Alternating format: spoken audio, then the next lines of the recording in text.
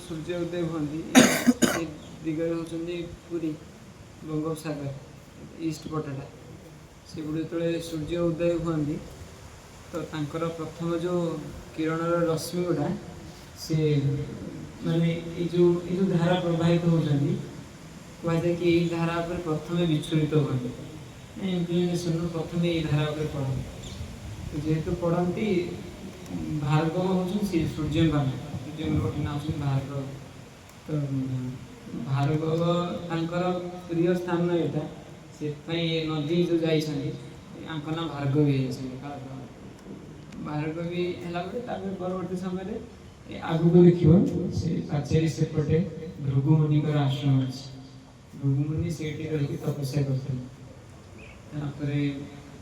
आगे आम जो गोटे आसिले कपतेश्वर महादेव सुने वाल्मीकि रामायण हिसाब से जो भगवान रामचंद्र एपटे देखी जाइए कन्याकुमारी श्रीलंका यपटे देखिए दंडकारण्य आसिले रेमुना रेमुना पर ये जगह देखी जाइए रेमुना रमणीय स्थान था तो से सब रामचंद्र महाप्रभुଙ୍କର प्रधानगित जगह ये जगह जो आसी से आगे कपतेश्वर महादेव किभली है एकाम्र क्षेत्र तो बहुत प्रिय कहाँ महादेव प्रिय किंतु ये रहा सका शुणी रहा किए कहते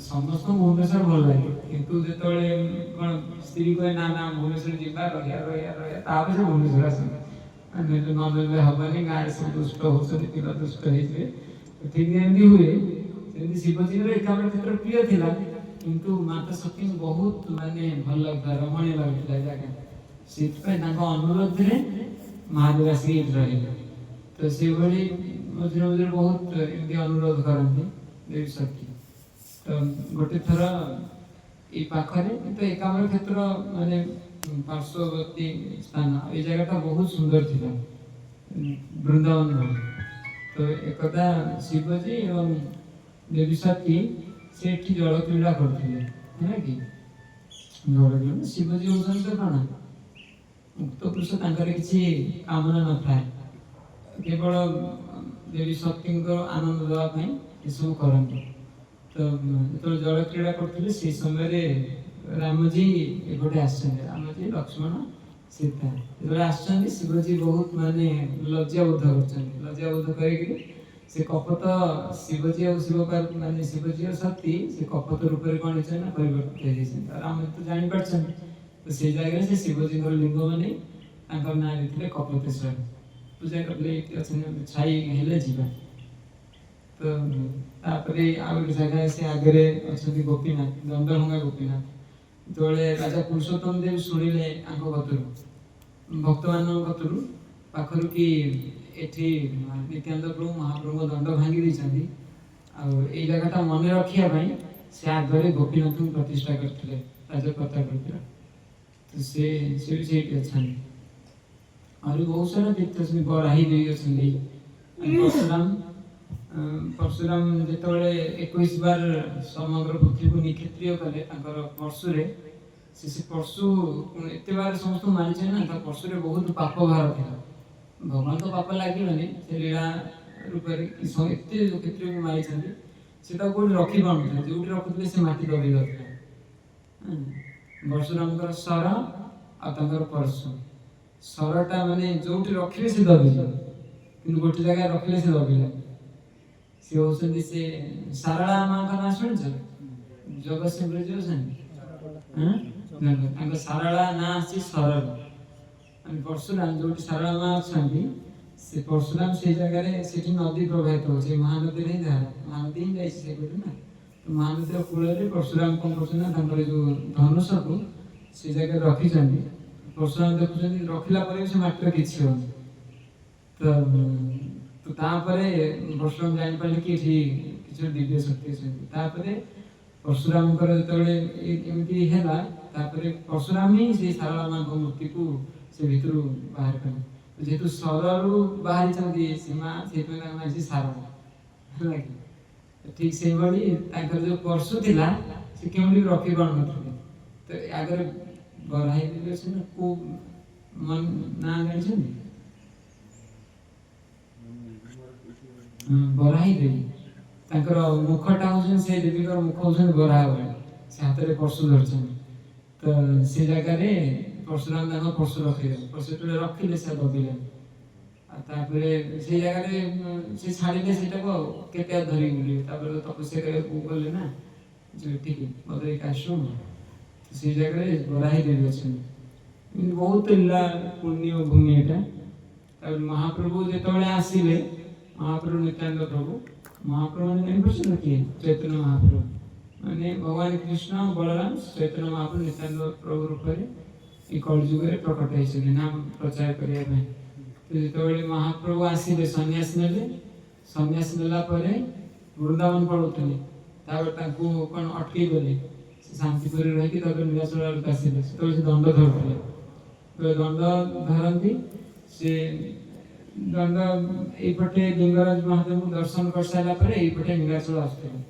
ଏଇପଟେ ନୀଳାଚଳ ଆସିଲା ବେଳେ ସବୁ ଅଲଗା ଅଲଗା ଗ୍ରନ୍ଥରେ ଅଲଗା ଅଲଗା ବିବରଣୀ ଅଛି। ସେ ଦଣ୍ଡଟାକୁ ସେ ଜଗଦାନନ୍ଦ ପଣ୍ଡିତଙ୍କୁ ଦିଅନ୍ତି, ସବୁବେଳେ ଜଗଦାନନ୍ଦ ପଣ୍ଡିତଙ୍କୁ ଦିଅନ୍ତି।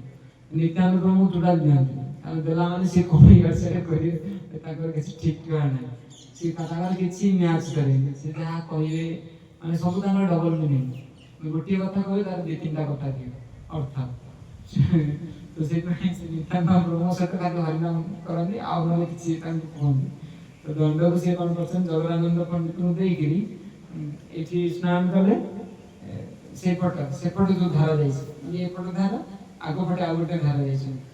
ସେଇପଟ ଧାରାରେ ସ୍ନାନ କରି ଏପଟକୁ ଆସିଲେ ଆଉ କପତେଶ୍ୱର ମହାଦେବ ଯିବା ପାଇଁ, ସରି ଭୁଲ କହିଲି, ସେଇପଟେ କପତେଶ୍ୱର ରହିଲେ। ତ ସେଇପଟେ ସ୍ନାନ କରିକିରି ଆର ପଟକୁ ଯାଇଛନ୍ତି କପତେଶ୍ୱର ମହାଦେବଙ୍କୁ ଦର୍ଶନ କରିବା ପାଇଁ। ଦଣ୍ଡ ଦେଇଛନ୍ତି କାହାଙ୍କର ପାଖରେ? ଜଗନ୍ନାଥ। ସେ ଯୋଉ ଆଙ୍କ ମୋବାଇଲ ଟିକେ ଆଣିବୁ ରାତିରେ ଆଉ ଦେଖିପାରୁନି, ବହୁତ ରାତି ହେଇଗଲା। ଜଗଦାନନ୍ଦ ପଣ୍ଡିତଙ୍କୁ ଯେତେବେଳେ ଦେଇଦେଲେ, ଜଗଦାନନ୍ଦ ପଣ୍ଡିତ ରୋଷେଇ କରନ୍ତି ସବୁବେଳେ ମହାପ୍ରଭୁଙ୍କ ପାଇଁ। ସିଏ କହିଲେ ରୋଷେଇ ମୁଁ ଭିକା ଭିକା କରିକି ଆଣିଲେ ରୋଷେଇ କରି ଦଣ୍ଡ କ'ଣ ଧରି କୋଉଠି ଆକୁ ରଖିକି ପୁଣି କିଏ କୁଆଡ଼େ ନେବ କ'ଣ କରେ, ସିଏ କ'ଣ କଲେ ନା ନିତ୍ୟାନନ୍ଦ ପ୍ରଭୁଙ୍କୁ ଦେଇଦେଲେ।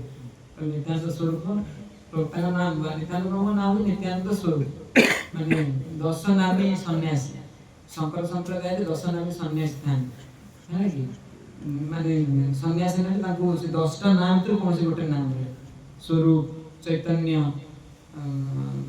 ଭାରତୀ, ଆମର ଏପଟେ ଯୋଉ ଶଙ୍କରାଚାର୍ଯ୍ୟ ତାଙ୍କ ନାଁ ପୁରା ନାଁଟା କ'ଣ? ସରସ୍ୱତୀ, ନିଶ୍ଚଳାନନ୍ଦ ସରସ୍ୱତୀ।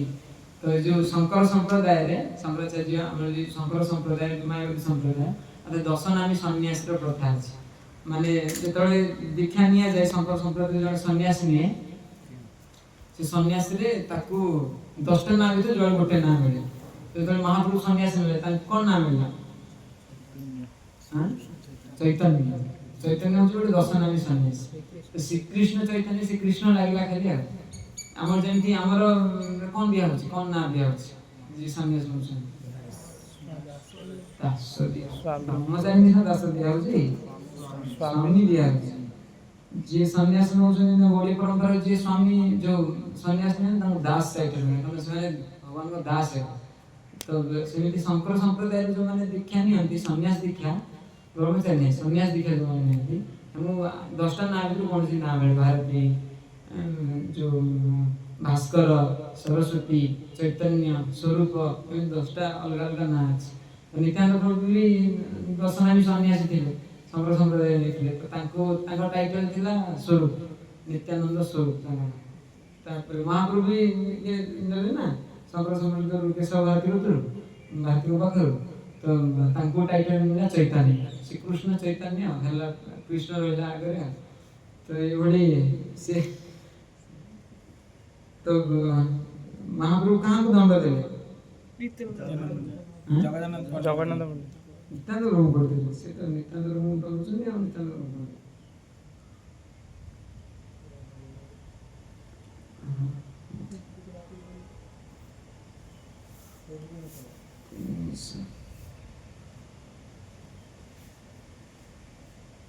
କେତେବେଳେ ସବୁ ଇଣ୍ଟରନେଟରେ ଉଡ଼ିଯିବ ଏ ବାଡ଼ାବାଡ଼ି ହେଇକି ବାହାର କରୁଛନ୍ତି ସବୁ ଗ୍ରନ୍ଥ କାଢ଼ିକି ବାଡ଼େ ପଳେଇଲା ଆଉ ଉପରକୁ ନେଇକି ବସିଥିବେ ସମସ୍ତେ ଆଉ ଚାଲୁନଥିବ କିଛି ପାଖରେ ଆଉ ସବୁ ପେପରଲେସ୍ ହେଇଗଲା ତାପରେ ଏମିତି ଧ୍ୱଂସ ହେଇଯିବ ଆଉ। ଚୈତନ୍ୟ ଭାଗବତ ଗୋଟେ ପଦ ଅଛି ଏଇ ମତ ଭାଗବତ କାର କୀର୍ତ୍ତନ ଆପଣ ନେଇ ଆବିର୍ଭାବ ତିରୋଭାବ ଭାବ ଭାଗବତ କେହି ଲେଖନ୍ତିନି ସେ ନିଜେ ଆବିର୍ଭାବ ହୁଅନ୍ତି ନିଜେ ତିରୋହିତ ହୁଅନ୍ତି। ଜଣେ ପ୍ରଶ୍ନ ପଚାରିଲା ଆଚ୍ଛା ଭାଗବତ ଆବିର୍ଭାବ କେମିତି ହେବେ ଶାସ୍ତ୍ର ସବୁ ଆବିର୍ଭାବ କେମିତି ହେଉଛନ୍ତି ବ୍ୟାସଦେବ ରଚନା କଲେ ଆବିର୍ଭାବ ହେଲେ ଆଚ୍ଛା ତିରୋଭାବ କେମିତି ହେବେ ମାଡ଼ଗୋଳ ହେଇକି ଅନଲାଇନ୍ ଭିନ୍ନ ପ୍ରକାର ମତ ବାହାର କରିବେ ସେଇଥିରେ ମାଡ଼ଗୋଳ ହେବ ତାପରେ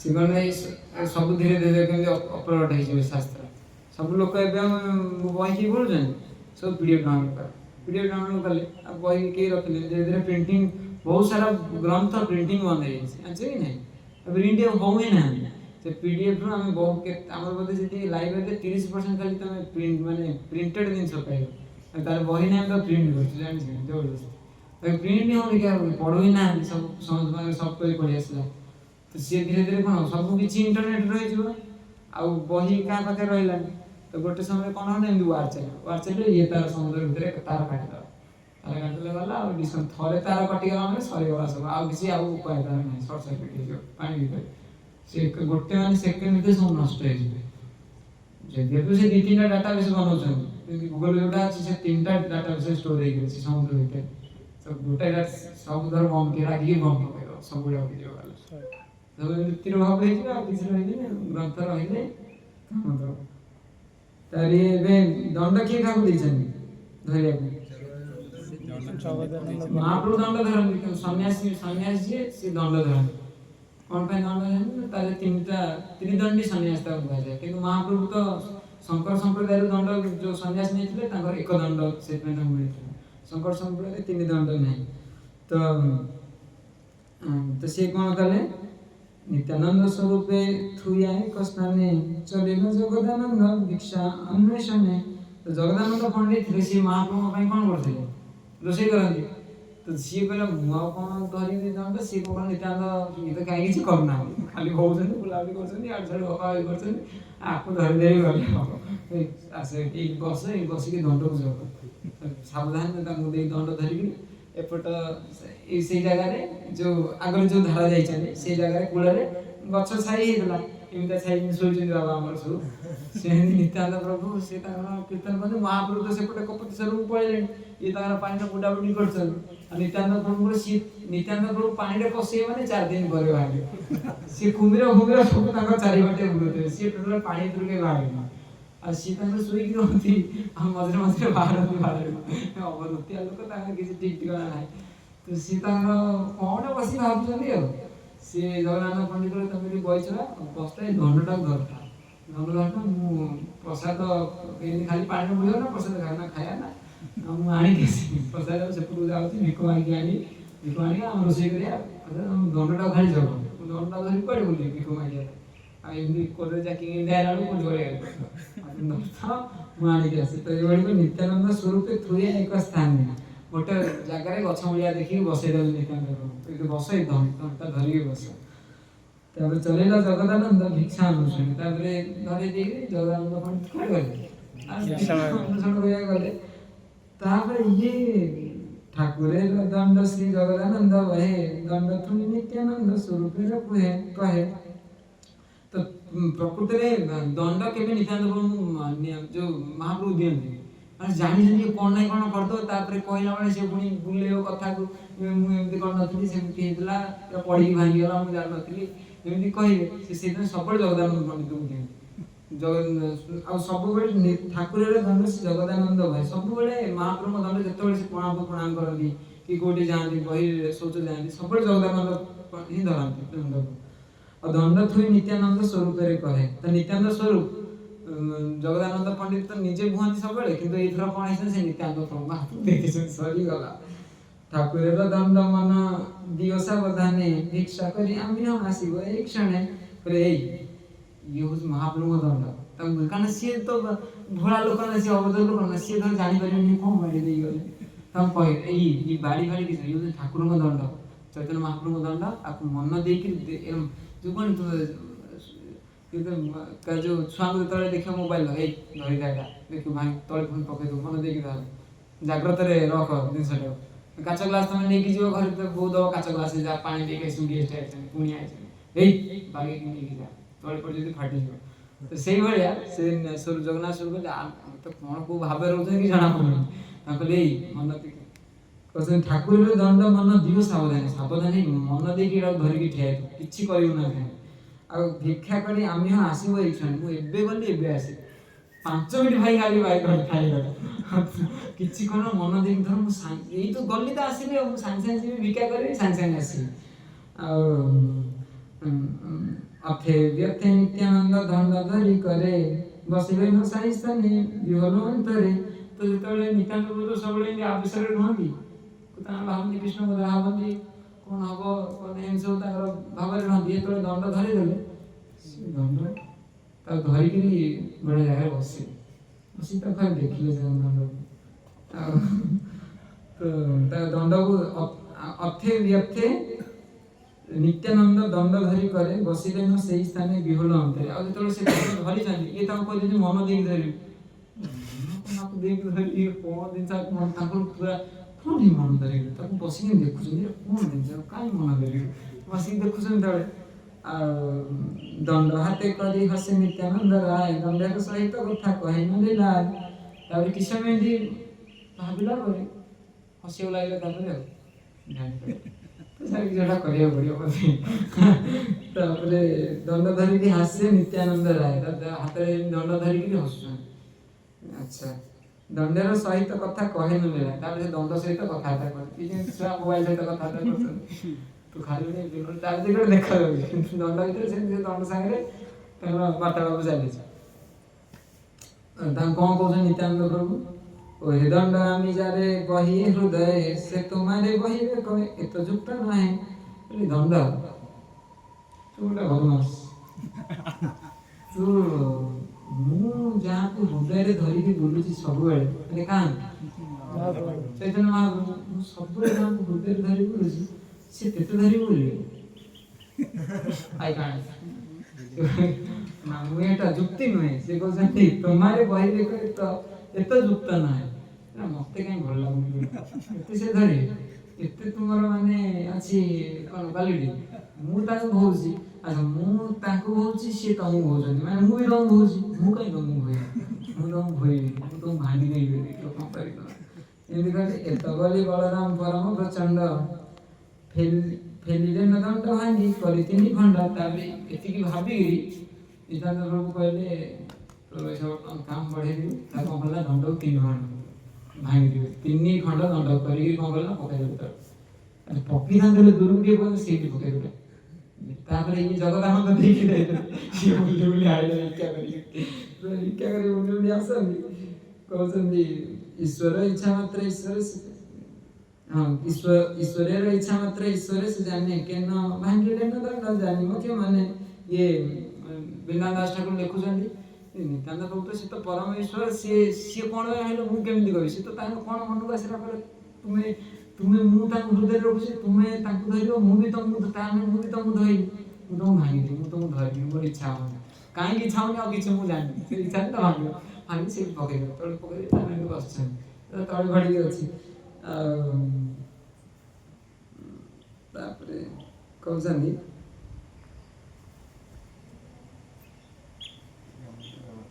ହଁ ଦଣ୍ଡ ଭାଙ୍ଗି ନିତ୍ୟାନନ୍ଦ আছে ন বসিয়া, ନେକେ ଜଗଦାନନ୍ଦ ମିଳି ନ ଆସିଆ। ତ ଏମିତି ନିତ୍ୟାନନ୍ଦ କଣ ପ୍ରଭୁ କଣ କରିଛନ୍ତି, ଦଣ୍ଡ ଭାଙ୍ଗି ଦେଇଛନ୍ତି, ଦଣ୍ଡ ଭାଙ୍ଗି ସେଇଠି ପକେଇକି ତାଙ୍କର ସେଇ ଗୋଟା ଜାଗାରେ ବସିଛନ୍ତି। ତାହେଲେ ପଳେଇଥାନ୍ତା କଣ କରିଥାନ୍ତା, ତ ଅବଶ୍ୟ ଲୋକ ଶିଖି ଜାଣିଛନ୍ତି ଦଣ୍ଡକୁ କଣ କରିଛନ୍ତି, ଭାଙ୍ଗି ପକେଇଲେ ସେ ତାଙ୍କର ବସିକି ଦେଖୁଛନ୍ତି, ବଢିଆ ହେଇଛି। ତ ମହାପ୍ରଭୁ କେତେ ଭୟବେ ନୁହଁ, ଏତେ ତ କ୍ୱାଲିଟି। କିନ୍ତୁ ସେ ତାଙ୍କୁ ବସି ଭାବୁଛନ୍ତି, ଆଉ ଏଇ ସମୟରେ କଣ ଅଛି, ଜଗନ୍ନାଥ ପ୍ରଭୁ ଯାଇଥିଲେ କଣ ଭିକ୍ଷା କରିବା ପାଇଁ, ଭିକ୍ଷା ମାଗିକି ଫେରିଛନ୍ତି। ଭିକ୍ଷା ଯେତେବେଳେ ମାଗିକି ଫେରିଛନ୍ତି, ଭଗ୍ନ ଦଣ୍ଡ ଦେଖି ମନ ହଇଲା ବିସ୍ମିତ, ଅନ୍ତରେ ଜଗଦାନନ୍ଦ ହଇଲା ଚିନ୍ତିତ। ସେତେବେଳେ ଦେଖିଲେ ଦଣ୍ଡ ଭାଙ୍ଗି ତାଙ୍କର ମୁଣ୍ଡ କାମ କରୁନି। ଆରେ କଣ ହେଲା, ଦଣ୍ଡ କେମିତି ଭାଙ୍ଗିଗଲା? ତ ଭାଙ୍ଗିବା ଜିନିଷ ନୁହଁ, ଦଣ୍ଡଟା କେମିତି ଭାଙ୍ଗିଲା? 3 ଖଣ୍ଡ ହେଇଯାଇଛି। କଣ ହେଇଥିଲା, କଣ ଟିକେ ଛାଡ଼ିଥାନ୍ତା କି ସାଇଡରୁ ଟିକେ କଣ ହେଇଗଲା, 3 ଖଣ୍ଡ କିଭଳି ହେଲା? ସେ ଦେଖିକି ଆଗ ତ ମାନେ ତମେ ଧର ଆଇଛ ଦେଖିଲ ମୋବାଇଲ ସ୍କ୍ରିନ୍ ଗାର୍ଡ ଭାଙ୍ଗି ଯାଇଛି, ମୋବାଇଲ ହେଇଯାଇଛି, ତ ମୁଣ୍ଡ ଆଗ କଣ ହେଇଗଲାଣି? ମୋବାଇଲ ଏମିତି କେମିତି ହେଲା? ଶୋଇପଡ଼ିଲା ପରେ କିଏ କି ଚଢ଼ିଗଲା, ଯେମିତି ମାନେ ଅବସ୍ଥା ହବ ଠିକ ସେ ତାଙ୍କର ଦଣ୍ଡ ଦେଖି ଦଣ୍ଡ ଭାଙ୍ଗିଲା କେମିତି? ତାହେଲେ ଯେତେବେଳେ ଭଗ୍ନ ଦଣ୍ଡ ଦେଖିକି ପୁରା ଚିନ୍ତିତ ହେଇଯାଇଛନ୍ତି, ମହାପ୍ରଭୁଙ୍କୁ କହିବି କଣ? ମହାପ୍ରଭୁ ଏତେ ଭରସା ମତେ ସବୁବେଳେ ଦଣ୍ଡ ଦିଅନ୍ତି, ଆଜି ବି ଦଣ୍ଡ ଦେଇକିରି ଗଲେ, ଦଣ୍ଡ 5 ମିନିଟ୍ ପାଇଁ ଦେଇକି ଯାଇଛି, ନିତ୍ୟାନ୍ତ ପ୍ରଭୁଙ୍କୁ ଆସିଲା ଭାଙ୍ଗି ଯାଇଛି, କହିବି କଣ? ବାର୍ତ୍ତା ଜିଜ୍ଞାସା ଦଣ୍ଡ ଭାଙ୍ଗିଲା ଭାଙ୍ଗିଲା କେ ଆଉ ନିତ୍ୟାନ୍ତ ପ୍ରଭୁଙ୍କୁ ବାର୍ତ୍ତା ଜିଜ୍ଞାସା ମାନେ ପଚାରିଲେ, ଏଇ ଇଏ ତୁମେ ଏଇ ତ କହିଛ, ତୁମକୁ ଦଣ୍ଡ ଦେଇକି ଯାଇଥିଲେ, ଦଣ୍ଡ ଭାଙ୍ଗିଲା ତ କିଏ? ଦଣ୍ଡ ଭାଙ୍ଗିଲା କିଏ? ନିତ୍ୟାନନ୍ଦ କଲେ ଦଣ୍ଡ ଧରିଲେ ଯେ ଯିଏ ଦଣ୍ଡ ଧରୁଛି ସିଏ ଭାଙ୍ଗି ସିଏ ପଚାରିଲେ ନିଜେ ଭାଙ୍ଗିଲା ଦଣ୍ଡ କିଏ? ନା ଯିଏ ଧରୁଥିବ ସିଏ ଭାଙ୍ଗିଥିବ। ତାଙ୍କର ସବୁବେଳେ ଏଇ କଥା, ସିଏ ଡାଇରେକ୍ଟ କିଛି କହିବେନି। ତାର ଭାଙ୍ଗିଥିବ, ଦଣ୍ଡଟା ଧରିଲେ ସିନା ବ୍ୟକ୍ତିଟାକୁ ଭାଙ୍ଗିବ, ଯିଏ ତାକୁ ଧରିଥିବ ସେ ଭାଙ୍ଗି ଦେଇଥିବ ବୋଧେ। ଧରିବା କିଏ? ମୁଁ ଜାଣିନି, ସେ ଯିଏ ଧରିଥିବ ଭାଙ୍ଗିଥିବ। ମତେ ତମେ ଧରେଇ ଯାଇଥିଲ, କିନ୍ତୁ ମୁଁ କଣ ସବୁବେଳେ ଧରିଛି? ମୁଁ ବି ସମୟ ଧରିଥିଲି, ଯିଏ ଧରିଥିଲା ସେ ଧର ଭାଙ୍ଗି ଦେଇଛି। ତାପରେ ଆପଣାର ଦଣ୍ଡ ପ୍ରଭୁ ଭାଙ୍ଗି ଆପନେ ତାର ଦଣ୍ଡ ଭାଙ୍ଗିତେ କି ପାରେ ଜାନେ। ସେ ବୃନ୍ଦାବନ ଦାସ ଠାକୁର କହୁଛନ୍ତି, ଯେତେବେଳେ ଏଇଟା କହିଛନ୍ତି, ଇଏ ପଚାରୁଛନ୍ତି ଦଣ୍ଡ କିଏ ଭାଙ୍ଗିଲା? ସେ ଯିଏ ଧରିଛି ସେ ଧର ଭାଙ୍ଗିଛି। ଜଗନ୍ନାଥ ପଣ୍ଡିତ ସିଏ ଯୁକ୍ତି ଭୁକ୍ତି କରନ୍ତି ନିତ୍ୟାନ୍ତ ପ୍ରଭୁଙ୍କ ସାଙ୍ଗେ ଯୁକ୍ତି କଲା ମାନେ ସେ ଟୋଟାଲ ଛାଡ଼ିବେନି। ସିଏ ଅଦ୍ୱୈତାଚାର୍ଯ୍ୟ ତାଙ୍କ ସାଙ୍ଗେ ଯୁକ୍ତି କରନ୍ତି, ସେ କୁଆଡେ ବୁଲେଇଲେ ଲାଷ୍ଟକୁ ଅଦ୍ୱୈତାଚାର୍ଯ୍ୟ କହିବେ ଭାଇ ମୋର ମୁଁ ଭୁଲ ହେଇଗଲା, ଆଉ ମୁଁ ତୁମକୁ କିଛି କହିବିନି, ତ ତମେ କରିବି। ଇଏ ଜାଣିଛନ୍ତି ଇଏ ନିତ୍ୟାନ୍ତ ପ୍ରଭୁ କିଛି କହିଲା ମାନେ ସିଏ ପୁରା ବି ଛାଡ଼ିବେନି, ସେ ଟୋଟାଲି ଇଏ କରିଦେବେ। ତ ଯେତେବେଳେ ଇଏ କଥା କହିଛନ୍ତି, ଶୁଣି ବିପ୍ର ଆରନା କରିଲା ପ୍ରତି ଉତ୍ତର, ଭଗ୍ନ ଡଲାଇ ମାତ୍ର ଚାଲିଲା ସତ୍ୱର। ତାପରେ ଶୁଣିଲି କଣ ଏମିତି କରେ, ଯିଏ ଧରି ସିଏ ଭାଙ୍ଗିଛି, କଣ କରିବି ଆଉ ତାକୁ କିଛି କହିବି? କହିଲା ମାନେ ଇଏ ପୁଣି ଯୁକ୍ତି କରିବେ। ସେ ଆଉ କାନ୍ଦି ପକେଇକି ତାକୁ ଗୋଟେଇଲେ 3ଟା ଆଉ ଧରିକି ମହାପ୍ରଭୁ ପାଖକୁ ଗଲେ, ଦେଖିବା ଯାହା ହବ ହବ। ତାହେଲେ ଏମିତି କରିକି ଆଉ ସେ ନେଇକିରି ବସିଆ ଅଛେନ ଯଥା ଶ୍ରୀ ଗୌର ସୁନ୍ଦର, ଭଙ୍ଗ ଦଣ୍ଡ ଫେରି ଦିଆ ପ୍ରଭୁର ଗୋଚର। 2 ପ୍ରକାର ଲୀଳା ବର୍ଣ୍ଣିତ ହେଇଛି, ମାନେ ଏଠି ଏକ ପ୍ରକାର ଲୀଳା ବର୍ଣ୍ଣିତ ହେଇଛନ୍ତି, ଆଉ ଚୈତନ୍ୟ ଚରିତାମୃତରେ ଆଉ ଗୋଟେ ପ୍ରକାର ଲୀଳା ବର୍ଣ୍ଣିତ ହେଇଛନ୍ତି। ତ ବିଭିନ୍ନ ସମୟରେ ବିଭିନ୍ନ ପ୍ରକାର ମତ ଆସିଛି। ତ ଇଏ ତ ଜଗଦାନନ୍ଦ ପଣ୍ଡିତ କଣ କରିଛନ୍ତି? ଦଣ୍ଡ 3ଟା ଖଣ୍ଡ ହେଇଯାଇଛି, ତାକୁ ମହାପ୍ରଭୁ ବସିଛନ୍ତି ତାଙ୍କର କହୁ କରୁଛନ୍ତି, କଣ କରୁଛନ୍ତି? ଇଏ ତ 3ଟା ଦଣ୍ଡ ନେଇକି ତଳେ ଯୋଉ ପଶାପାଲି ଧୋଇଲା ଭଳିଆ ରଖିଛନ୍ତି ଆଗରେ। ମହାପ୍ରଭୁ ଇଏ କଣ? ଇଏ ତ ମୋ ଦଣ୍ଡ। ତାପରେ ମହାପ୍ରଭୁ ଦେଖିକି ମାନେ ଇଏ ହେଇଯାଇଛନ୍ତି, ଭଙ୍ଗ ଦଣ୍ଡ ଫେରି ଦିଲା ପ୍ରଭୁର ଗୋଚରେ। ଆଉ ସିଏ ଥୋଇଲେନି, ପକେଇଦେଲେ କଷା ପକେଇଲା ଭଳିଆ। କିଆ ତମ ନିତ୍ୟାନନ୍ଦର ଏଇ କାମ କର, ତାକୁ ସବୁବେଳେ ମୁଁ କହୁଛି ମନା କରୁଛି ଆଣ ନା।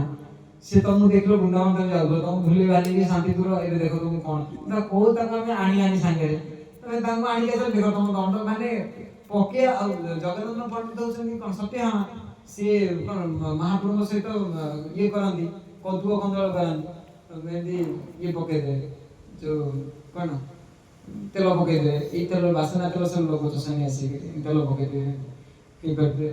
ତ ଇଏ ଯେମିତି 3 ଖଣ୍ଡ ଦଣ୍ଡ ନିତ୍ୟାନ୍ତ ପ୍ରଭୁ ଭାଙ୍ଗିଛନ୍ତି, ଆଉ ତାଙ୍କ ସାଙ୍ଗେ ଯୁକ୍ତି କଲେ ନିତ୍ୟାନ୍ତ ପ୍ରଭୁ କଣ ପାରିବେ? ସେ ନିତ୍ୟାନ୍ତ ପ୍ରଭୁ ପାରିବେନି, ଇଏ ଧରିକି ଆଣି ମହାପ୍ରଭୁ ଆଗକୁ ପକେଇଦେବେ। ମାନେ କହିବାକୁ ଚାହୁଁଛନ୍ତି, ଏଇ ଦେଖ ତମ ନିତ୍ୟାନନ୍ଦ କାମ, ସେ ତାକୁ ଧରିକି ଆଇଛ, ତମକୁ ମନା କରାହଉଥିଲା ତମକୁ ଆଣିଆନି, ଆମେ ଆମର ଆସିବା 2-3 ଜଣ, ମୁକୁନ୍ଦ ଆଉଥିଲେ ମୁଁ ଆଉଥିଲି, ଆପଣ ତାଙ୍କୁ କାହିଁ ଆଣୁଛ ତମେ? ଦେଖ ତମ ଲାଷ୍ଟକୁ ତା ଅବସ୍ଥା କଣ ନା, ତମ ଦଣ୍ଡ ଭାଙ୍ଗିଲେ ସିଏ।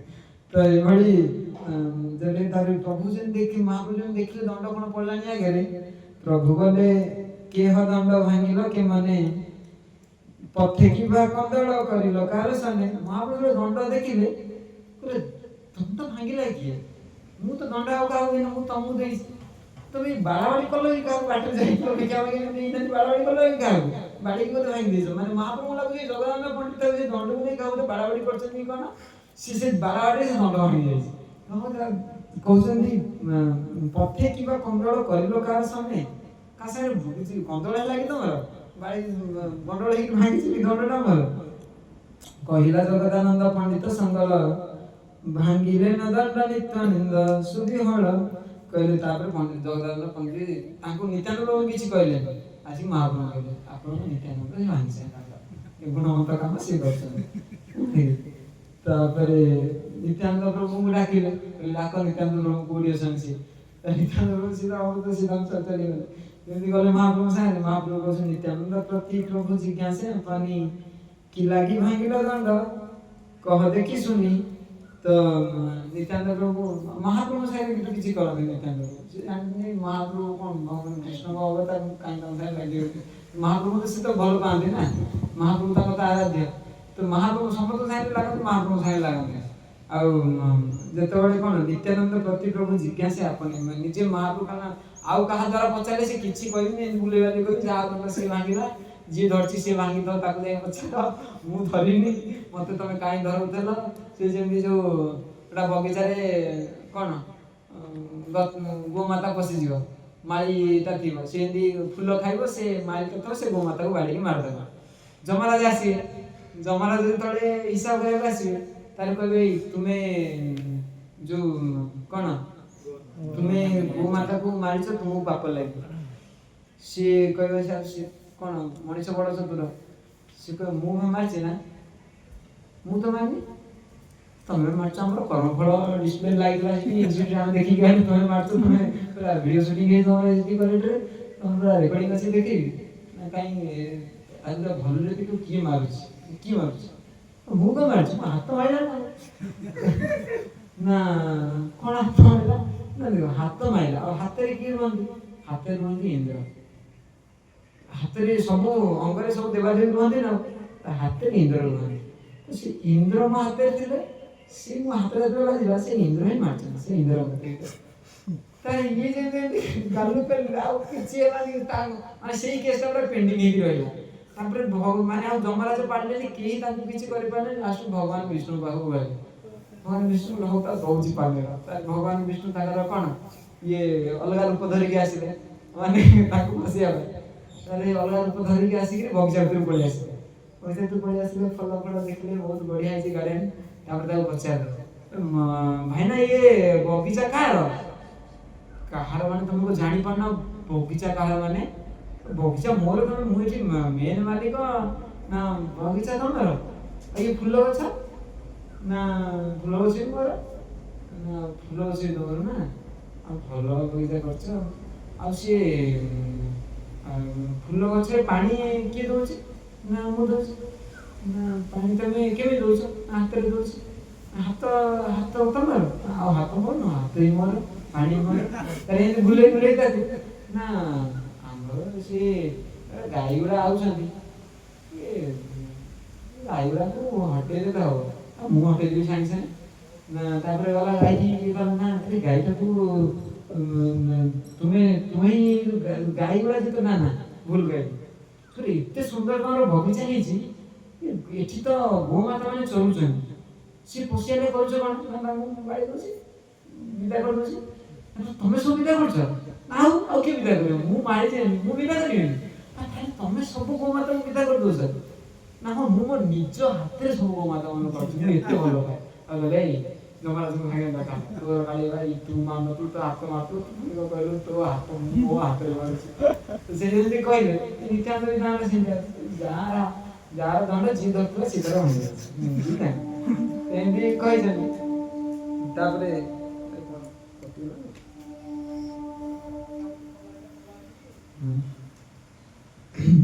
ତ ନିତ୍ୟାନନ୍ଦ ପ୍ରତି ପ୍ରଭୁ ଜିଜ୍ଞାସା ଆଉ କାହା ଦ୍ୱାରା ପଚାରିଲା ମାନେ ନିତ୍ୟାନନ୍ଦ ପ୍ରଭୁ କଣ କରିବେ? ଭୁଲେଇବେ କଥାକୁ। ସେ ନିଜେ ମହାପ୍ରଭୁ ପଚାରିଲେ ନିତ୍ୟାନନ୍ଦ ପ୍ରଭୁ, ଇଏ କଣ ହେଲା ଦଣ୍ଡ କିଏ ଭାଙ୍ଗିଲା? କି ଲାଗି ଭାଙ୍ଗିଲ ଦଣ୍ଡ କହ ଦେଖି ଶୁଣି। କଣ ପାଇଁ ଦଣ୍ଡ କଣ ଖାଇବାକୁ ନଥିଲା ନା କଣ ସେ କଷ୍ଟ ଦଉଥିଲା? ଦଣ୍ଡଟା କାଇଁ ଭାଙ୍ଗିଲା? ଦେଖିବା କହିଲୁ କଣ ପାଇଁ ଭାଙ୍ଗିଲୁ? ତାପରେ ନିତ୍ୟାନନ୍ଦ ପ୍ରଭୁ ମହାପ୍ରଭୁ ସାଙ୍ଗେ କିଛି କରନ୍ତି। ମହାପ୍ରଭୁ ନିତ୍ୟାନନ୍ଦ ବୋଲେ ଭାଙ୍ଗି ଅଛି ବାଉଁଶ ଖଣ୍ଡ ନ ପାରି କ୍ଷମିତେ କରୁଛି ସତୀ ପ୍ରମାଣ। ତ ଇଏ ମହାପ୍ରଭୁ ପଚାରିଲେ ଦଣ୍ଡ କାଇଁ ଭାଙ୍ଗିଲେ? ନିତ୍ୟାନନ୍ଦ ପ୍ରଭୁ କହୁଛନ୍ତି ଦଣ୍ଡ କଥା ତମେ ଜାଣିନି, ମୁଁ ଗୋଟେ ବାଉଁଶଟା ଭାଙ୍ଗି ନିତ୍ୟାନନ୍ଦ କହେ ଭାଙ୍ଗି ଅଛି ବାଉଁଶୀ ଖଣ୍ଡ। ଦଣ୍ଡ ତ ସେଥିରେ ଲାଗି ମୁଁ ଜାଣି ମତେ ଲାଗେ ବାଉଁଶଟା ବୋଲି ବାଉଁଶ ଭାଙ୍ଗିଦେଲି ଆଉ ଯେତେବେଳେ ମାନେ ତମକୁ ଭଲ ଲାଗୁନି ଯାହା ଦଣ୍ଡ ଦେବା କଥା ଦିଅ ମତେ ଆଉ ଆପଣଙ୍କୁ ଦଣ୍ଡ ଦେବେ ଯାହା ମତେ ମାରିକି ମାରନ୍ତୁ ମୁଁ ବାଉଁଶଟା ଖାଲି ଭାଙ୍ଗିଦେଲି ବାଉଁଶଟା ଦେଇଦେଲି ଜଗନ୍ନାଥ ଏତେବେଳେ ବାଉଁଶଟା କ'ଣ ହବ ଭାଙ୍ଗେ 3 ଘଣ୍ଟା ହେଲେ ଧରିବାକୁ ସରକାର ବୋଲି ମୁଁ ଭାଙ୍ଗି ସେଇଠି ରଖିଦେଲି ମୁଁ କହିବା ସେ ଦଣ୍ଡ ବୋଲିକି ଇଏ ମାନେ ଏଭଳି କ'ଣ ଯୋଉ ଇଏ ଚୈତନ୍ୟ କ'ଣ ଭାଗବତରେ ବର୍ଣ୍ଣନା ଅଛି ତ ଚୈତନ୍ୟ ଚରିତାମୃତରେ ଆଉ ଟିକେ ଅଲଗା ପ୍ରକାର ଅଛି ଚୈତନ୍ୟ ଚରିତାମୃତରେ କ'ଣ ଚୈତନ୍ୟ ଚରିତାମୃତରେ ବର୍ଣ୍ଣନା ହେଇଛନ୍ତି କି ଇଏ ଯେତେବେଳେ ଦେଇଛନ୍ତି କ'ଣ କହିଲ ମହାପ୍ରଭୁ ଯେତେବେଳେ ଦଣ୍ଡ ଦେଇକି ଯାଇଛନ୍ତି ନିତ୍ୟାନନ୍ଦ ପ୍ରଭୁଙ୍କୁ ଏଠି ଦେଖ ଜଗଦାନନ୍ଦ ପ୍ରଭୁ ଦେଇଛନ୍ତି କିନ୍ତୁ ସେଇଥର କ'ଣ କରିଛନ୍ତି ମହାପ୍ରଭୁ ଜଗଦାନନ୍ଦ ନାହାନ୍ତି ବିକିବା ପାଇଁ ପଳେଇଛନ୍ତି ସେ ତ ସ୍ନାନ କରିବାକୁ ଯିବେ ଆଉ ଦଣ୍ଡରେ ତ ସବୁ ଦେବତା ଦେବାଦେବୀ ରୁହନ୍ତି ଦଣ୍ଡକୁ ତଳେ ଥୁଆ ହୁଏ ନିତ୍ୟାନନ୍ଦ ପ୍ରଭୁଙ୍କୁ ଧରେଇ ଦେଇଛନ୍ତି ନିତ୍ୟାନନ୍ଦ ପ୍ରଭୁଙ୍କୁ ଧରେଇକିରି ସ୍ନାନ କରି ସେପଟେ କପତେଶ୍ୱର ମହାଦେବଙ୍କୁ ଯାଇଛନ୍ତି ଆଉ ସେତେବେଳେ କ'ଣ ଯେତେବେଳେ ପଳେଇଛନ୍ତି ନିତ୍ୟାନନ୍ଦ ପ୍ରଭୁ ତ ଭାଙ୍ଗି ଦେଇଛନ୍ତି ଆଉ ଭାଙ୍ଗି ଦେଇଛନ୍ତି ଭାଙ୍ଗି କ'ଣ କରିଛନ୍ତି ନା ନଦୀରେ ପକେଇ ଦେଇଛନ୍ତି ଆଉ ଏ ଚୈତନ୍ୟ ଚରିତାମୃତରେ ଏମିତି ବର୍ଣ୍ଣନା ଅଛି ତାପରେ ମହାପ୍ରଭୁ ଯେତେବେଳେ ପଚାରିଛନ୍ତି ମହାପ୍ରଭୁ ତ ପୁରା ଭାବବେଶରେ ରହିଛନ୍ତି ଏଇଠି ଚାଲି ଚାଲି 18 ନାଳା ଯାଇ ଯାଇଛନ୍ତି 18 ନାଳା ଯେତେବେଳେ ପହଞ୍ଚନ୍ତି ତାପରେ ତାଙ୍କର ବାହ୍ୟ କ'ଣ ଦଶା ଆସିଛି ତାପରେ କହୁଛନ୍ତି ମୋର ଦଣ୍ଡ କୁଆଡ଼େ ଗଲା ଦଣ୍ଡ ମୁଁ ତ ନିତ୍ୟାନନ୍ଦ ପ୍ରଭୁ ତମକୁ ଦେଇଥିଲି ଦଣ୍ଡ ଖାଇ କହିଲେ ଯୋଉ ଚଲିତେ ଚଲିତେ ଚଲିତେ ପ୍ରଭୁ ଆଇଲା ଥର ନଲା ତାହା ଆସି ପ୍ରଭୁ କିଛି ଗାଏ ପ୍ରକାଶିଲା 18 ନାଳରେ ଆସିକି ପହଞ୍ଚିଲେ ମହାପ୍ରଭୁ ପହଞ୍ଚିଲେ ଇଏ ଚୈତନ୍ୟ ଚରିତାମୃତ ହିସାବରେ ତ ମହାପ୍ରଭୁ ଯେତେବେଳେ ଆସି 18 ନାଳରେ ପହଞ୍ଚିଲେ ତାପରେ ମହାପ୍ରଭୁ ଆସି ତାଙ୍କର ବାହ୍ୟ ଦଶା ଆସିଲା କହିଲା ମୋର ଦଣ୍ଡ କାହିଁ ଦେଖାଯାଉନି ଦଣ୍ଡଟା ସବୁବେଳେ ଧରି କୁଆଡ଼େ ଗଲା ମନେ ପଡ଼ିଲା ନିତ୍ୟାନନ୍ଦଙ୍କୁ ଦେଇଥିଲେ ତାପରେ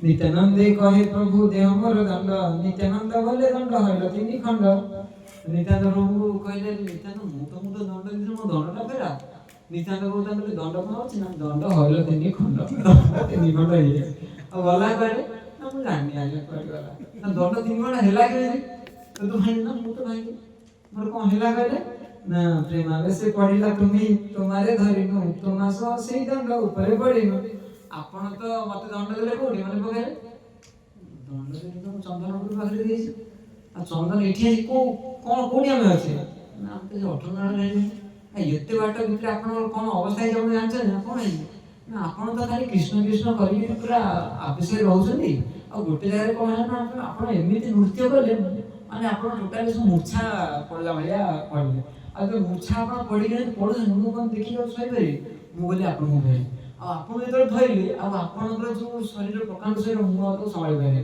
ଆଉ ତଳ ଚିକଣିଆ ଥିଲା ମୁଁ ଖସିଗଲି ମୋ ଗୋଡ଼ଟା ଖସିଗଲା ଆପଣ ମୁଁ ପଇଲି ଆପଣ ମୋ ଉପରେ ପଇଲେ ଦେଖିଲା ଦଣ୍ଡଟା ତଳେ ରହିଯାଇଛି ଆଉ ତଳେ ଦଣ୍ଡ ରହିଛି ସେ ପଥୁରିଆ ଜାଗା ଖାଲ ଜାଗା ମୋର ପିଚାଖିନି ମାରିଲା ସେ 3 ଖଣ୍ଡ ହେଇଯାଇଛି ଭାଙ୍ଗିକି ଏଇଟା ପକାରେ ସେ 3 ଖଣ୍ଡ ହେଇଯାଇଛି କ'ଣ କରିବି ଆଉ ପ୍ରେମାବେଶରେ ପଡ଼ିଲା ତୁମେ ତୁମାରେ ଧରିନ ଆପଣ ପ୍ରେମାବେଶରେ ପଡ଼ିଆ ଯେତେବେଳେ ଯାଉଥିଲେ ମୁଁ ଗଲି ତୁମାରେ ଧରିବା ପାଇଁ ଆଉ ତୁମା ସହ ସେଇ ଦଣ୍ଡ ଉପରେ ପଡ଼ିଲୁ ଆଉ ମୁଁ ତମେ ଯେତେବେଳେ ଧରିଲି ଆମେ 2 ଜଣ ମିଶିକି ଦଣ୍ଡ ଉପରେ ପଡ଼ିଲେ ଦଣ୍ଡ ଉପରେ ପଡ଼ିଲେ 2 ଜଣର ଘରେ ଦଣ୍ଡ ହଇଲ 2 ଜଣର ଘରେ ଦଣ୍ଡ ଖଣ୍ଡ ଖଣ୍ଡ ହଇଲା ଆଉ 2 ଜଣ ଭାରତରେ ପଇଲା ସେ ଖଣ୍ଡ ଖଣ୍ଡ ହେଇଗଲା ଆଉ ସେଇ ଖଣ୍ଡ କାହା ପଡ଼ିଲ କିଛି ନା ଜାଣିଲ ଆଉ ସେ ଦଣ୍ଡ ଆମେ ପଡ଼ିଗଲୁ ତାପରେ ସେ ଦଣ୍ଡ କୁଆଡ଼େ ଗଲା ମୁଁ କାହିଁ ପାଇଲି ମୁଁ ଦେଖିଛି 3 ଖଣ୍ଡ ହେଇଛି ତାପରେ ଆଉ ମୋର ଅପରାଧେ ତୁମାର ଦଣ୍ଡ ହଇଲ ଖଣ୍ଡ ଯେ ଉଚିତ ହୁଏ ମୋର କର ଦଣ୍ଡ ଏଇଟା ଦଣ୍ଡ ମୁଁ ଭାଙ୍ଗିଛି ମୋ ଅପରାଧ କାରଣ ମୁଁ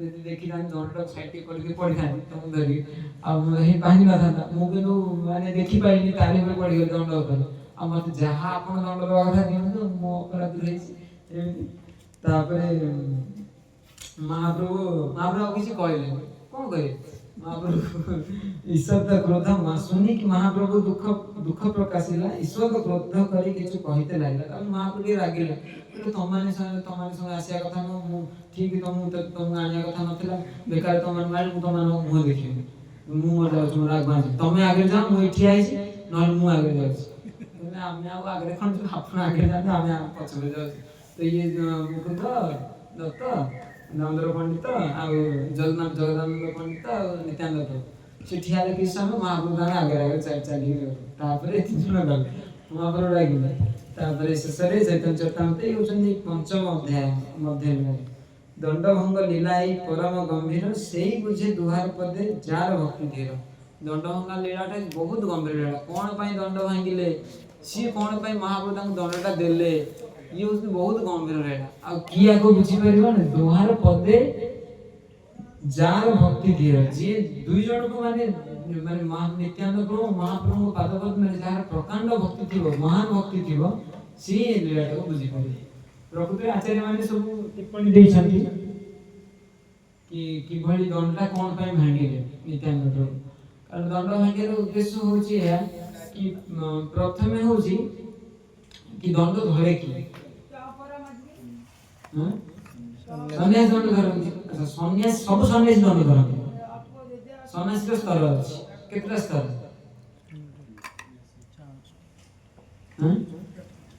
हां साइड धावाड़ी कहै ठीक है ना ना सेटा देखि दिल फोन रे फोन रे दे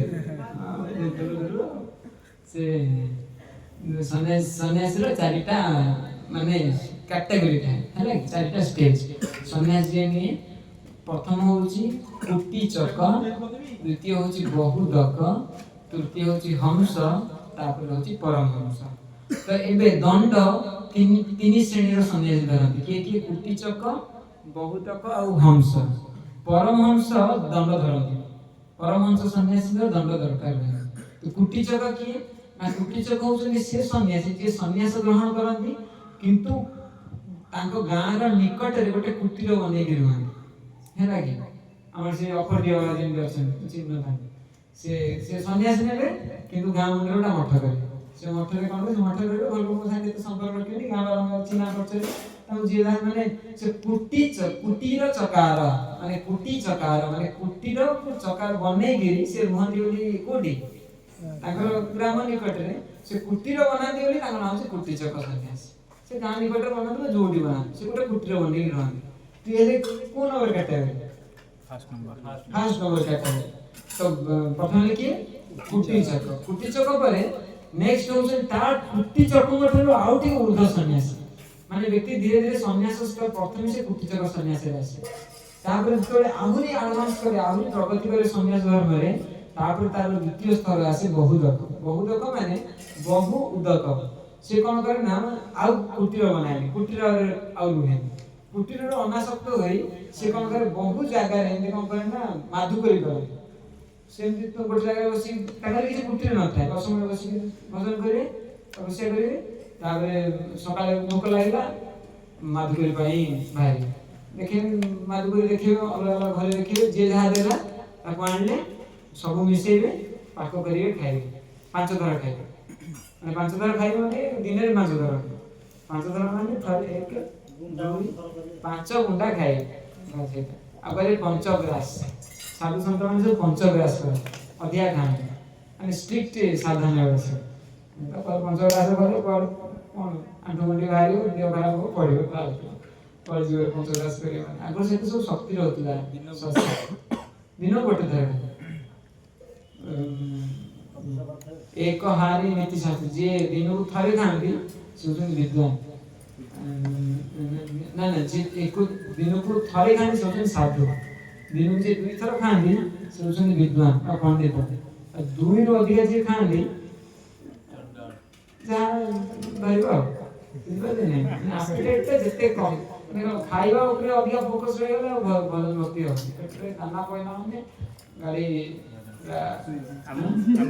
गाड़ी स्टिंग मोड चलियो आउ नहीं उठे सोचे नहीं ये जो चिकन है जोड़ा जो डाला आटरे देखछे नहीं जरा अधिक लोड हो जाए मा खाली खटो खटो करियो होम से को टाइम लागो होम से बढ़िया आमे गला तुमे धोको तो पछुलो ताको बोलले कि पेकिया हो टीसी गाड़ी माने कोन सबरोटा गाड़ी बढिया मार पहिला माने लोड हैला ओला धकेयो सिकोटे रे इंजिन आउ टाणी बढिया कारण ए जो शरीर पाचन शक्ति शरीर रो 70% व्यवहार करते शरीर जो शक्ति थाए तार 70% लागि जाए पाचन शक्ति व्यवहार माने पाचन करिया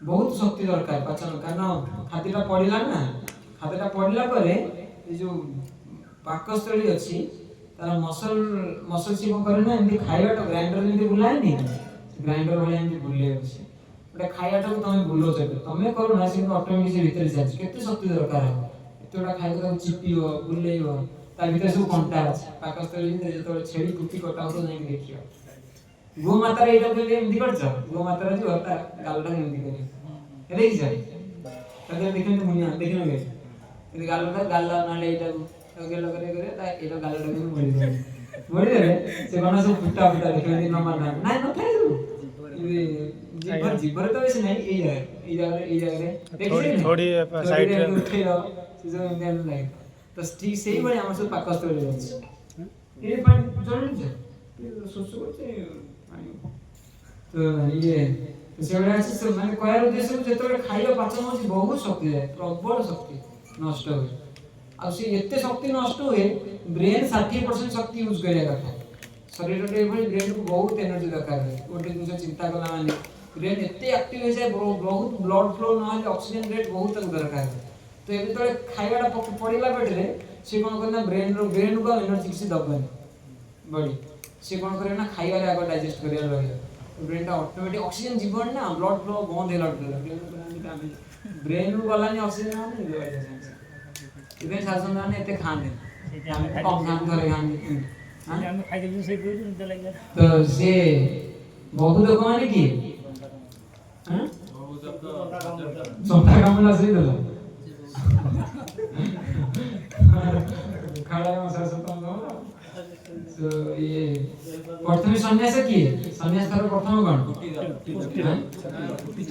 कुटी चक्र माने कोन तयारी करे जे कुटी तो तयारी करी ही रुले है ना की कुटी चक्र तापर होसंदी बहुदक माने उदर भरण करिया पई से बहुत जगह भिक्षाटन करन किंतु हम कोन से कुटी न थाए आ ये होसंदी कम सने माने ये होसंदी पंचम स्कंद जेतले पढियो पंचम स्कंद रे सब वर्णन अछि आंकर ऋषभ देव प्रसंग तो कुटी चक्र ठु श्रेष्ठ होसंदी की बहुदक आंकर कुटी न थाए ये कोन करन भिक्षाटन करी माधु करी जेन कुटी चक्र ऊपर होचनी हंसवर्धन परिव्राजक कहले हैला कि परिव्राजक माने कोन ए माने भी आंकर कोनसी पर्टिकुलर जे माने किछि मठ मंदिर बनांतिनी कुटीर बनांतिनी ए माने भी कोन बुलंती किंतु आंकर गोटे स्पेशल रहे ये कोन करंती जेतोले बुलंती हरि कथा कहबे बुलंती आज ए गाने रहिला हरि कथा कहबे जहा मिलला भोजन करले बास छा काली सकाळ आवडे आंको परिव्राजक कहले अब बहुदक आंको भितर फरक कोन ना बहुत लोग निज साधन लागंती आ उधर भोग वाला माने आसिले पदार्थ आसी लिख मांगी नहीं गले तांगर खाइ के रहले भोजन करे तो परिव्राजक कोन ना परिव्राजक से पूर्वरु बहुत लोग थिले बुझि परछे नहीं से बहुत साधन तपस्या सब से करी दै छै अपन किछ करिया दरकार नहीं एबे तांगर से कोन करे खाली डिस्ट्रीब्यूट करे प्रचार करे तो बहुत लोग श्रेष्ठ की है परिव्राजक हम सब कहले परिव्राजक तो परिव्राजक तो एई तीन जण कोन माने दंडधर किंतु आ ऊपरे आ गोटे स्तर अछि से होछनी कोन परमहंस स्थिति बहुत दुर्लभ प्राय परमहंस स्थिति की जाई पारे सेथिरे कोनोसी प्रकार शरीर रे विकार आसे किछि आसीबो नै विकार कोनोसी प्रकार शरीर रे विकार आसे किछि माने मन एक क्षण पाई मध्य भगवान कृष्ण चरण ऊपर जाय तो से स्तर परमहंस स्तर ऊपर होचंदी अवधूत स्तर जो स्तर नित्यानंद महाप्रभु स्तर सेठी बहुत नित्यानंद प्रभु जड़भर ऋषभ देव बहुत कम अवंती ब्राह्मण एन सब अवधूत थे अवधूत तो परमहंस तांकर मन सबले कोन रुहे भगवत चरण अंदर रुहे किंतु अवधूत एक्स्ट्रा कोन ना से तांकर मन एते चरण अंदर रुहे से तांकर शरीर धर्म भी भूल जाए से ड्रेस पिंधि जंदी कि पिंधि नांती उल्लग्न होइछंती आगे लोक अछंती कि नांती परमहंस रे किंतु से कोन भगवत चरण मन रहे किंतु देह धर्मटा थाए से कोन पोशाक पिंधिबे सब प्रकार कोन जोटा सामाजिक धर्म गुडा से पालन करि चालू किंतु अबद्ध स्थिति रे आसेंती कि जाने उल्लग्न निदान ब्रह्म प्राय टाइम से उल्लग्न होई किसी तांगर न ये अबद्ध से स्थिति की जाई हो आर्टिफिशियल करले हबो मु भी अबद्ध लागै ସେ ଗୋଟେ ସ୍ଥିତି ଅତି ସେ ଜଣେ କେମିତି ଯିବ ନୁହେଁ କି ଯିଏ ଯୋଉଠି ବୁଲ ମୁଁ କିଛି ତା ବିଷୟରେ କହିବାକୁ ସେ ହବନି जो कर्म भगवान कहले कर्म इंद्रियाणि संयम्य जो आस्ते अनुसाचरण इंद्रियार्थान विमूढ़ास्ते मूर्धाचार शौच मिथ्याचार शौच्यते से कर्म इंद्रियाणि संयम्य कर्म इंद्रिय गुड़ा संयम कराई गोटे जगह बसाई चिंता कर नाकी बाकी सब बंद कराई किंतु जह आस्ते मनसा चरण किंतु मन रे चारिया विचरण करा बसबी आले बसिले भंग करिया पे अफसर भी आसना काई आसना आसले भलो तो एन खाली किंतु मन रे कोन विषय भोगर वासनाटा अछि सो सब दिन कितना टाइम कितना है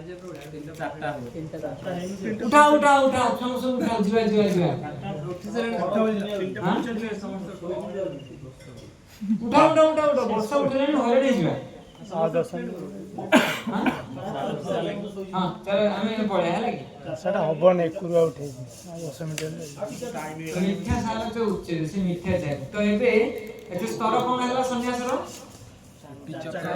कुटिचक परिव्राजक तो दंड केंकु माने धरंती कुटिचक बहुदक केउ पय धरंती आ दंड रे तीनटा बाड़ी थाए तीनटा बाड़ी होची गोटे होची बाक दंड आ गोटे होचंती कोन काय दंड आ गोटे होची चित्त दंड माने से दंड जो धरंती से बाक दंड माने मु केवल मो बाणी रे केवल कृष्ण कथा कहबा आ का कथा कहबा से से दंडित करंती माने से धरी से दंड धरिले ताकू माने से दंड धरि न स्मरण से मु कोन मु किसी अलग कथा होची ना कृष्ण कथा हो करे आ गोटे दंड थाए काय दंड मो शरीरटा कृष्ण सेवा लागिया करे एबे को सेवा लागछ मो निज सेवा लागुची ना अन्य का सेवा लागुची कृष्ण सेवा लागुची माने काय दंड आ गोटे चित्त दंड मो चित्त भीतर मो काहा चिंता करछ कृष्ण विषय चिंता करछि न्यूज विषय चिंता करछि ना कोन कोठेला तार विषय चिंता करछि तो से जो तीन दंड धरन से दंड ताकू स्मरण करे तो एबे ए जो तीनटा आश्रम रहिला सन्यासरा कुटिचक बहुदक आउ परिव्राजक ए स्थिति रे व्यक्ति कोन हे न थाए पूर्णता माने इंद्रियातीत व्यक्ति हे न थाए इंद्रिय रो चांस थाए कि से टिके डाइवर्ट हे जियो सेति पय से दंड धरि कि से माने से दंड ताकू स्मरण कराय कि मो बाणीटा ठीक रहे किंतु परमहंस से सब दरकार नहीं आछि बुझि पड़छै नै परमहंस रे से सब किछि दरकार नै जेमति जो कोन हार्मोनियम शिखला बेले तांकर सब से कोन करथांती ना से हार्मोनियम ऊपर सब लिखि देथां ए सा रे गा मा पा अनि से देखि बोली ए सा रे गा मा जे पर्यंत न शिखे ता देखिया पड़ियो केतेटा गणिले मा आसी से हाथ रे अच्छा ए हाथ रे 8 बजे मा बस जे हार्मोनियम शिखंदी प्रथम कोन स्केलिंग गुडा ता कोन ना लिखिया पड़ियो ना लिखले धरे तो बहुत सारा हार्मोनियम ऊपर देखो लिखा है सा रे गा मा किंतु वहां से प्रैक्टिस से आखि बंद करके गाइबा एपटे कथा है कि बजेबे एपटे कथा होते सेपटे ने गाउतो तब सुनी एपटे बजेबे तो सेतबेल तो ये जो लेटर गुडा यूज गोटे दंड बढे जेमति सन्यास कोन करे दंड धरे जेमति हार्मोनियम रे जेतबेल व्यक्ति शिखिनी पूरा हार्मोनियम जेमति लेटर लेखे सेमति सन्यास व्यक्ति जेतबेल परमहंस स्तर जेपटे जाइनी सेपटे दंड धरे सबल दंड ताके स्मरण दे कि मते बात संगत करे अछि कि संगत करे अछि बुझि परछै नै तब नित्यानंद प्रभु कहले महाप्रभु तो होचनी परम निजे भगवान तांकर कोन बाक मन कोन विचलित होबे जे तेते धरिबे त भांगी दिले आ 3 घंटा काई भांगी ना पूर्व 3 दंड थिला तो मायावाद शंकर संप्रदाय आसिले से 3 दंड को ए सब भक्ति शान सोसाइटी ठाकुर लिखिसन से 3 दंड को कोन करले ना एक दंड करले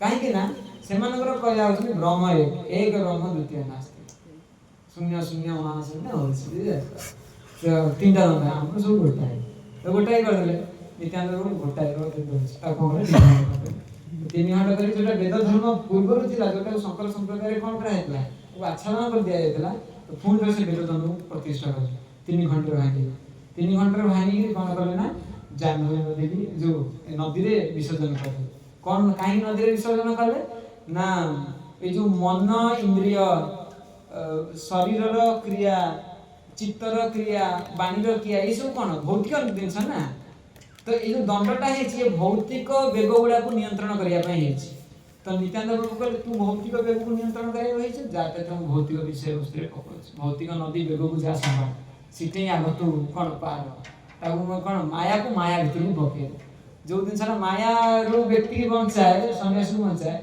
महाप्रभु से जिन हम कौन से तीन भाग विभक्त कर पकेले ये भाव में जन्म लीला है आम समय हो गला वर्षा आसला आम बहुत सारा जगह बुलार अच्छी आम कौन प्रस्थान कर जय श्री दंडभंगा की श्री प्रभुपाद श्री गुरुदेव की जय गौर नंदे हरि हरि बोल।